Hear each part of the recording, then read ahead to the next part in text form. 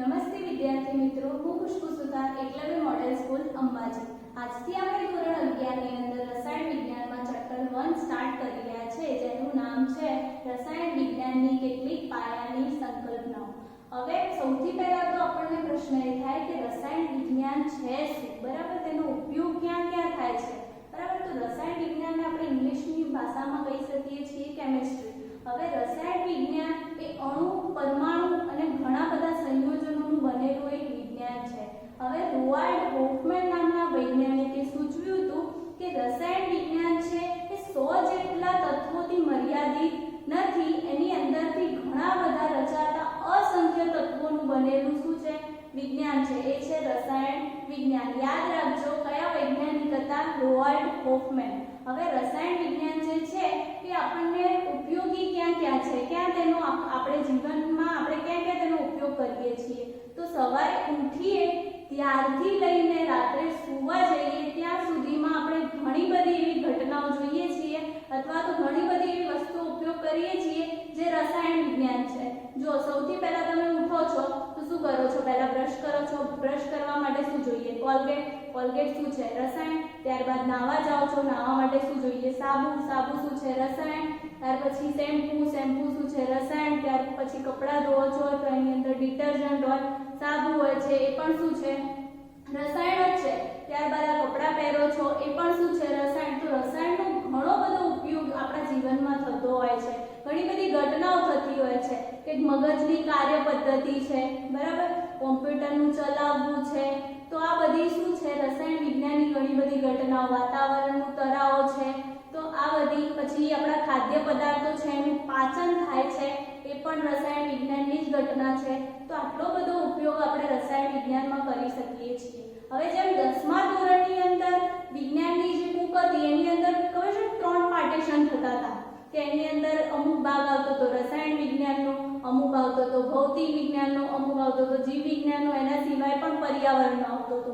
હવે એવી જ રીતે આપણા રસાયણ વિજ્ઞાનની અંદર પણ પ્રકાર પડે છે ખરા? હા, બરાબર. તો એની અંદર પણ ઘણા અલગ અલગ ક્ષેત્રો જોવા મળે છે. તો એની અંદર પણ 3 પાર્ટ તો મેઇન પડે છે. એક છે કાર્બનિક એટલે કે ઓર્ગેનિક કેમિસ્ટ્રી, બીજું છે અકાર્બનિક રસાયણ વિજ્ઞાન એટલે કે ઇનઓર્ગેનિક કેમિસ્ટ્રી, અને ત્રીજું છે ભૌતિક રસાયણ વિજ્ઞાન એટલે કે ફિઝિકલ કેમિસ્ટ્રી. આપણી જે બુક છે 11માની 2 પાર્ટ 1 અને પાર્ટ 2, એની અંદર અમુક પાર્ટ છે, અમુક પાર્ટીશન છે એ ઓર્ગેનિકનો છે એટલે કાર્બનિકનો છે. હવે કાર્બનિકની અંદર આપણે સ્ટ્રક્ચર ભણવાના આવશે. તમે 10મા ધોરણમાં બેન્ઝીન વિશે થોડું ઘણું તો શીખ્યા જ હશો, બરાબર? તો એ સ્ટ્રક્ચરો વિશે ભણવાનું આવશે, એનું IUPAC નામ આવશે, એનું રચના કઈ રીતે હોય છે એ બધું આવશે, બરાબર? અકાર્બનિકની અંદર શું હોય છે એ પણ તમે 10મા ધોરણની અંદર આવર્ત કોષ્ટક જોયું હશે. એ આવર્ત કોષ્ટકની અંદર જે તત્વો રહેલા છે એમના વિશે ડીપમાં આપણે ભણવાનું આવશે. જે અલગ અલગ બ્લોક હતા SPDF, એમની અંદર કયા કયા તત્વોનો સમાવેશ થાય છે, એમના ગુણધર્મો શું છે, એમનું બંધારણ શું છે, એની રચના શું છે, એ બધું જ આપણે ડિટેલમાં ભણવાનું છે. તો એ બધું આવશે આપણી ઇનઓર્ગેનિક કેમિસ્ટ્રીની અંદર. તો કેટલા પાર્ટીશન થયા? 3, બરાબર? ઓર્ગેનિક, ઇનઓર્ગેનિક અને ફિઝિકલ. ગુજરાતીમાં કહીએ તો કાર્બનિક, અકાર્બનિક અને ભૌતિક રસાયણ વિજ્ઞાન, બરાબર? હવે એના સિવાય પણ બીજા ક્ષેત્રો જોવા મળે છે. સપોઝ જૈવિક રસાયણ વિજ્ઞાન છે, વૈશ્લેષિક રસાયણ વિજ્ઞાન છે, ઔદ્યોગિક છે, બરાબર? તો રસાયણ વિજ્ઞાનનો ઘણો બધો ઉપયોગ થતો હોય છે. એના સિવાય પણ ઘણી બધી વસ્તુઓ છે, રંગકો છે, ઔષધો છે, આ દવાઓ બને છે, એની અંદર પણ રસાયણ હોય છે, બરાબર? સાબુ છે, ડિટર્જન્ટ છે, આ બધું શું છે? રસાયણ જ છે. અને અત્યારની જે હાલના જે સંજોગો છે એની અંદર જે કેન્સરની સારવાર માટે જે વપરાતો પદાર્થ છે એ છે સિસ્પ્લેટિન અને ટેક્સોલ. આ વસ્તુ તમારે ખાસ યાદ રાખવાની છે અને નોટ ડાઉન પણ કરવાની છે કે કેન્સરની સારવાર માટે જે દવા વપરાય છે એ દવાનું નામ છે સિસ્પ્લેટિન અને બીજી છે ટેક્સોલ. તો આ બંનેનો ઉપયોગ કરવામાં આવે છે. તો આની શોધ કોણે કરી? આ કોને આભારી છે, બરાબર? આનો યશ કોને મળવો જોઈએ? તો રસાયણ વિજ્ઞાનને જ મળવો જોઈએ ને, કારણ કે આ શોધવાવાળા કોણ હોય છે? વૈજ્ઞાનિકોએ શોધ્યું હતું કે કેન્સરની સારવાર માટે શું વપરાય છે? સિસ્પ્લેટિન અને ટેક્સોન, બરાબર. એની સિવાય પણ આના સંજોગોની અંદર ઉનાળામાં તમે ફ્રીજનો યુઝ કરો છો એટલે કે રેફ્રિજરેટર અને એર કન્ડિશનર એસી નો યુઝ કરીએ છીએ તો એની અંદર જે ઠંડક ઉત્પન્ન કરે છે એક પદાર્થ શું છે? એ પદાર્થ કયો છે? તમે 10મા ધોરણમાં ભણી ગયા જેનું નામ છે CFC. હવે CFC નું ફૂલ ફોર્મ શું થાય છે? તો chloro fluoro carbon, chloro fluoro carbon, બરાબર. પણ અત્યારે તેનો ઉપયોગ થતો નથી. હાલની અંદર અત્યારની અંદર આનો ઉપયોગ કરતા નથી. પહેલા આનો કરતા હતા પણ અત્યારે કરતા નથી. એના સિવાય એક અલ્ટરનેટ એનો બીજો પદાર્થ આવ્યો છે તે આવ્યો પછી જોઈએ પણ આનો યુઝ કેમ બંધ કરવામાં આવ્યો? તો એનું કારણ છે કે આપણા ઓઝોન સ્તર છે. ઓઝોન સ્તર વિશે તમે બધા જાણો જ છો કે સૂર્યપ્રકાશની 5 જમણી કિરણો છે એનાથી આપણને પ્રોટેક્ટ કરે છે, આપણને બચાવે છે. તો એ ઓઝોન સ્તર છે એને આ વસ્તુ નુકસાન કરતી હતી કેમ કે પૃથ્વીની અંદરથી કોઈ લીકેજ હોય, બરાબર, એમાંથી એ જઈ પછી વાતાવરણમાંથી ઓઝોન સ્તર સુધી પહોંચવાનો જ છે અને એ ઓઝોન સ્તરને નુકસાન કરતો હતો. તો એ તો વ્યાજબી નથી. વાતાવરણને નુકસાન થાય એવી વસ્તુ આપણે યુઝ કરવાની નથી. તો ઓઝોન સ્તરને નુકસાન કરે તો આપણને પછી પ્રોટેક્ટ કોણ કરી શકે, બરાબર. એટલા માટે વૈજ્ઞાનિકોએ આના જેવો અલ્ટરનેટ બીજો પદાર્થ બનાવ્યો જેનું નામ છે, ખાસ યાદ રાખજો, HFC, બરાબર.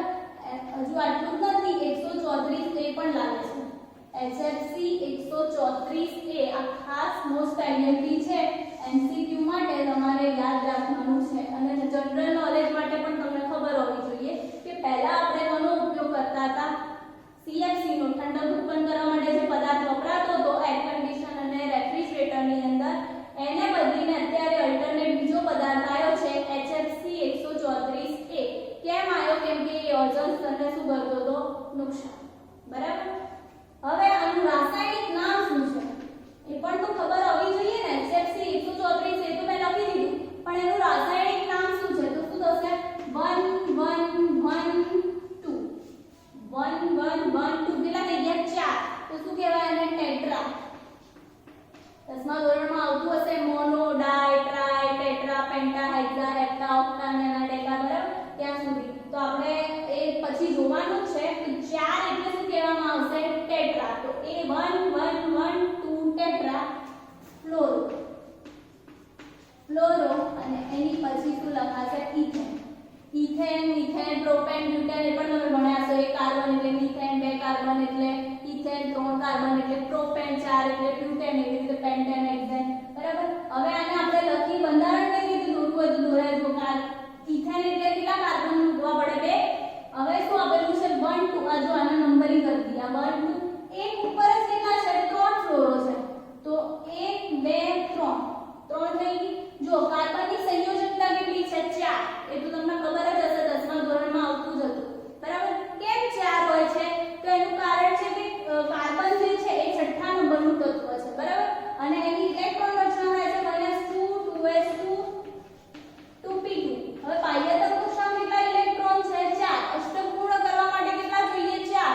કાં તો 4 ગુમાવે કાં તો 4 મેળવે એટલે શું જોઈએ? એની સંયોજકતા કેટલી થઈ ગઈ? બાહ્ય તત્વમાં જેટલા ઇલેક્ટ્રોન હોય એને આપણે કહેતા હતા સંયોજકતા. તો એની સંયોજકતા કેટલી છે? 4. તો એ જાળવી રાખવાની છે. તો અહીંયા શું આવશે? Fluoro fluoro fluoro. તો શું થયું? 1 1 1. એક જ કાર્બન ઉપર 3 ફ્લોરીન છે ને એટલા માટે 1 1 1. તો શું થઈ ગયું? 1 1 1 અને એક ફ્લોરીન અહીંયા હશે અને બીજા શું હશે? હાઇડ્રોજન, બરાબર. તો આનું શું થઈ ગયું? સ્ટ્રક્ચર, બંધારણ થઈ ગયું, બરાબર. તો આવી રીતે મૂકી દીધું. આ 2 નંબર ઉપર એક ફ્લોરો છે તો શું થયું? 1 1 1 2 ટેટ્રા ફ્લોરો. 2 કાર્બન છે એટલે શું કહેવામાં આવશે? ઇથેન, બરાબર. તો આ એનું શું થઈ ગયું? રાસાયણિક નામ. તો હવે આપણે આગળ સ્ટાર્ટ કરીએ. દ્રવ્યનો સ્વભાવ જોવાનો છે. હવે દ્રવ્ય કોને કહેવામાં આવે તો એ પણ તમે 10મા ધોરણમાં શીખી ગયા જ છો, બરાબર. રસાયણ વિજ્ઞાન એમ જોવા જોઈએ તો એકદમ ઈઝી છે જો માઇન્ડમાં બેસી જાય તો, બરાબર. અને તમે પહેલેથી જ બધું સરખી રીતે શીખશો તો તમને આગળ કોઈ વાંધો આવશે નહીં. તો દ્રવ્ય કોને કહેવામાં આવે? ચોક છે, બરાબર. અહીંયા મૂકું, બરાબર. એ જગ્યા રોકે છે, હા. એનું દળ છે હા, તો બસ એ જ એની વ્યાખ્યા. દ્રવ્ય કોને કહેવામાં આવે? કે જે જગ્યા રોકે છે અને દળ ધરાવે છે એને કહેવામાં આવે દ્રવ્ય. બરાબર. તો આપણે જોવાનું છે દ્રવ્યનો સ્વભાવ. દ્રવ્યનો સ્વભાવ. બરાબર. તો હવે દ્રવ્યના પાછા બે પ્રકાર પડે છે. એક છે એની ભૌતિક અવસ્થા, એ પણ આપણે 10મા ધોરણમાં આવી ગયું છે. અહીંયા થોડું તમને ક્લિયર કરાવી દઉં ખાલી. અને બીજું છે રાસાયણિક લાક્ષણિકતાના આધારે તેના પ્રકાર પડે.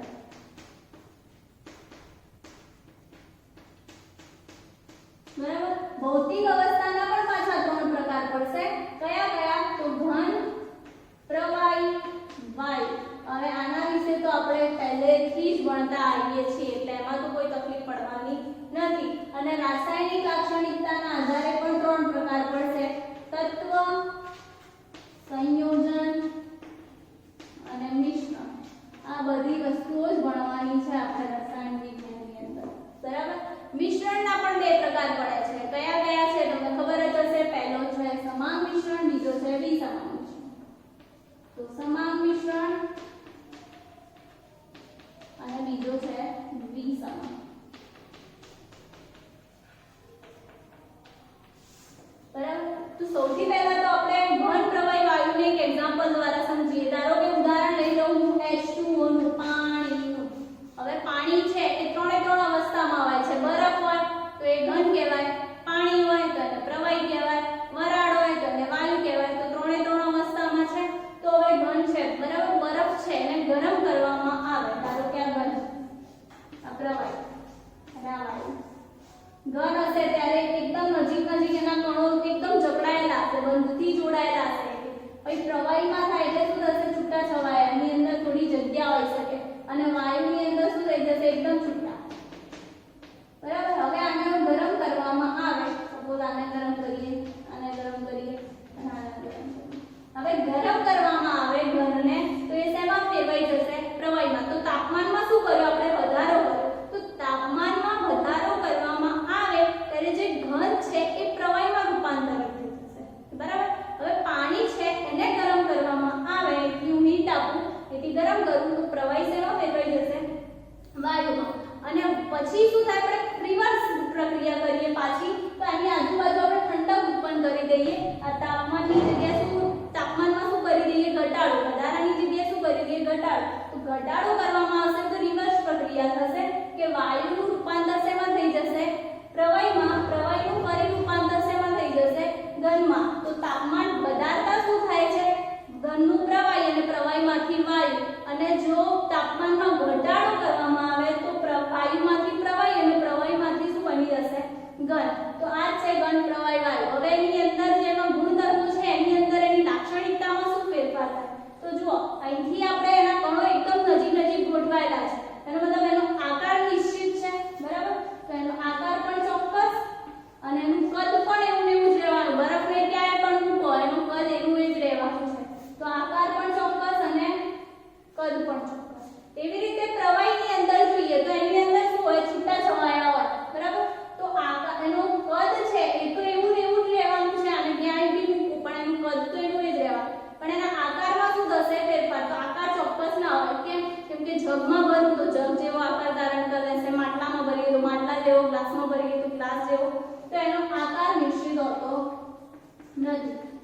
તો આ હોય છે, આ હોતું નથી. આની અંદર બંને હોય, આની અંદર એક ના હોય ને એક હોય. બરાબર. વાયુની અંદર શું હોય? એકદમ છૂટા છવાયા. અહીંથી હું પ્રેશર આપું, દબાણ આપું તો બધો વાયુ ક્યાં આવી જશે? અહીંયા નીચે. તો એનું કદ નિશ્ચિત હોતું નથી. અને આકાર હવે ધારો કે ફુગ્ગામાં આપણે ભરી દઈએ. બરાબર. તો ફુગ્ગા જેવો થઈ ગયો તો એનો આકાર પણ નિશ્ચિત હોતો નથી. આની અંદર બંને હોય છે, આની અંદર બંને હોતો નથી. અને આની અંદર એક હોય છે અને એક હોતો નથી. તો આ વસ્તુ થોડું બેઝિક છે, આપણે ધ્યાન રાખવાની છે.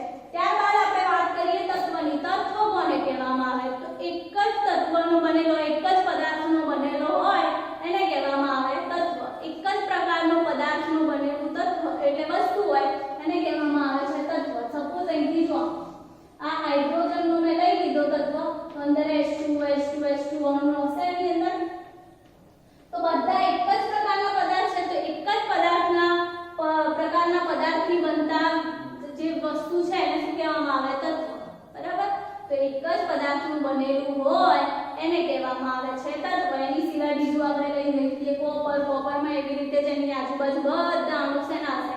કોપર. બરાબર. ત્યારબાદ આપણે આગળ વાત કરીએ સંયોજન. સંયોજન કોને કહેવાય? કે બે અથવા બેથી વધારે તત્વો ભેગા થાય આ સંયોજન, એને કહેવામાં આવે સંયોજન. સપોઝ અહીંથી એક લઈએ હાઇડ્રોજન, બીજો લઈ લઈએ ઓક્સિજન, તો H2 આપણું ઉદાહરણ છે જ પાણી. તો પાણી એ શું કહેવામાં આવે? સંયોજન. NaCl શું છે? એને શું કહેવામાં આવે? સંયોજન. કેમ કે સોડિયમ અને ક્લોરીન બે તત્વો ભેગા થાય એને શું કહેવામાં આવે છે? સંયોજન. હવે H2O છે, એક વસ્તુ તમારે ખાસ યાદ રાખવાની છે સંયોજનની, મોસ્ટ આઈએમપી છે કે એની વિશેષ લાક્ષણિકતા છે કે તે પોતાનો ગુણધર્મ ગુમાવી દે છે. હવે એનો ગુણધર્મ ગુમાવી દે એટલે જો હાઇડ્રોજન છે એ કેવો છે? દહનશીલ. દહનશીલ એટલે સળગી શકે છે. દહનશીલ એટલે સળગી શકે છે. અને ઓક્સિજન છે એ દહન પોષક છે. દહન પોષક એટલે સળગવામાં મદદ કરે છે. હાઇડ્રોજન કેવો છે? દહનશીલ, પોતે સળગી શકે છે. અને ઓક્સિજન કેવો છે? દહન પોષક. તો આ બંને ભેગા થાય તો શું થઈ જવાનું? વધારે આગ લાગી જવાનું. એક તો સળગી શકે છે, પોતે બળતણ તરીકે યુઝ થાય, અને એક સળગાવવા વાળો છે.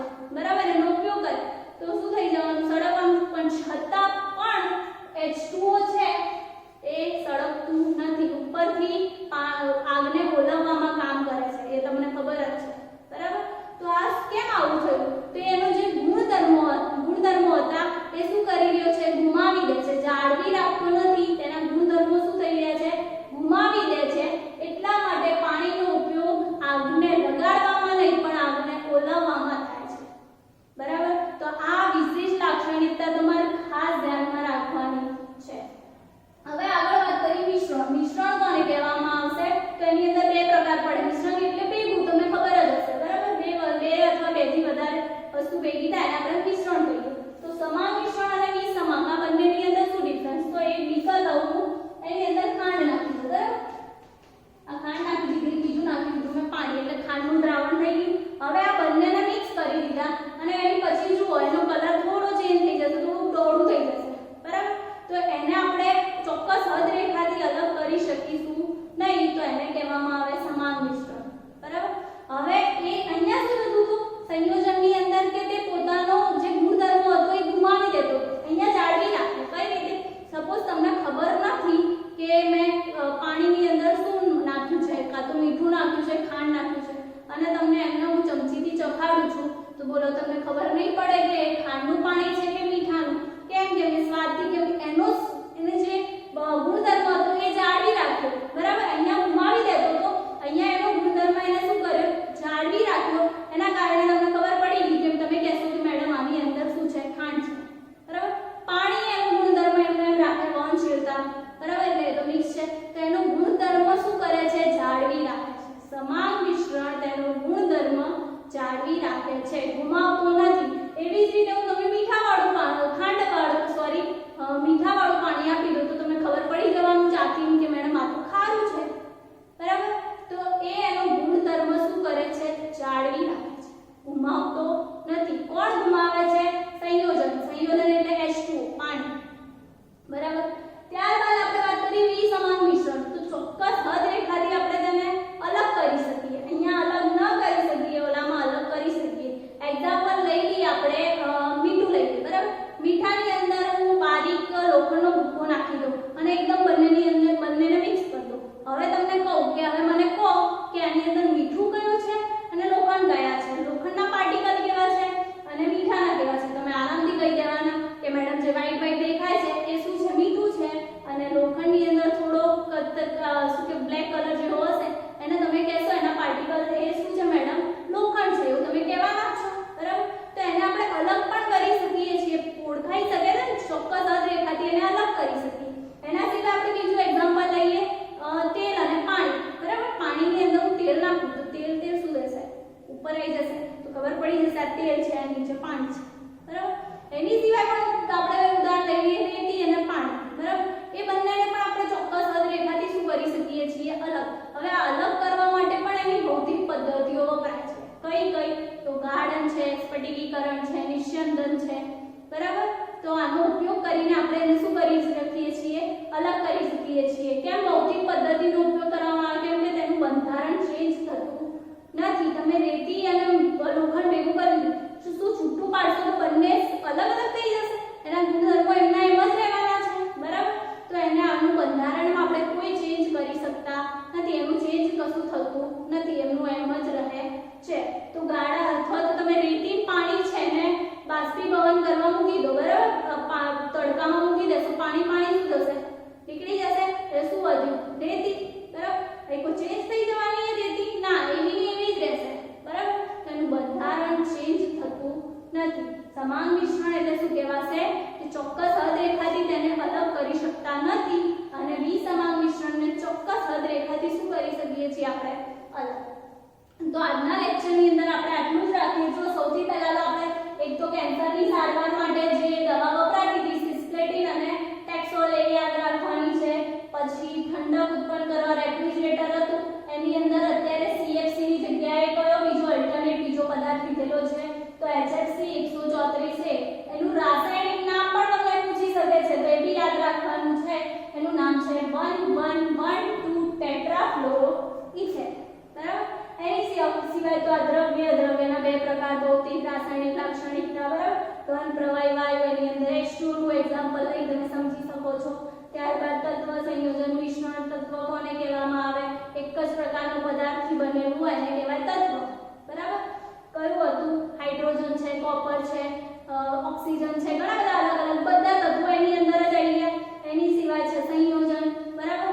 બે ભેગા થાય એટલે સંયોજન કહેવાય. એ પોતાના ગુણધર્મો શું કરે છે? જાળવી રાખે છે? ના, ગુમાવી દે છે, બરાબર? એના લીધે જ આપણે પાણીનો ઉપયોગ ક્યાં કરીએ છીએ? આગને ઓલવવામાં, ના કે આગને લગાવવામાં, બરાબર? મિશ્રણમાં પણ એવું છે, બરાબર? સમાન મિશ્રણની સમાન ચોક્કસ હદરેખાથી અલગ ન કરી શકાય, ચોક્કસ હદરેખાથી અલગ કરી શકાય. એ કેવો છે? એ કેવો છે? બરાબર? એના એક્ઝામ્પલ તમારે યાદ રાખવાના છે.